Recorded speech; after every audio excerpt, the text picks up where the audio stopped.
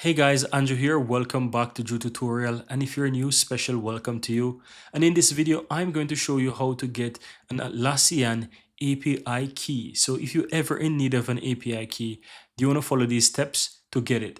So once you're inside your Atlassian account, click the account settings right here in front under your apps, or you can find it on the uppermost right hand side of your account. Click on account settings, and here you want to click on security at the top here. Now you want to look down and you will find a section called API tokens. You can simply create and manage your API tokens by simple coming here and click on create classic token.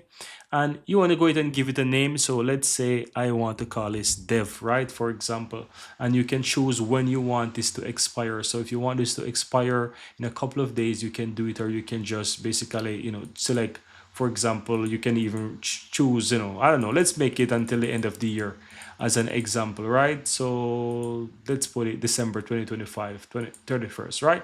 So let's say that's it. I simply click on create, and you will see that in a moment, my creation is completed. I have my token here. I can simply copy this details and just simply click on done.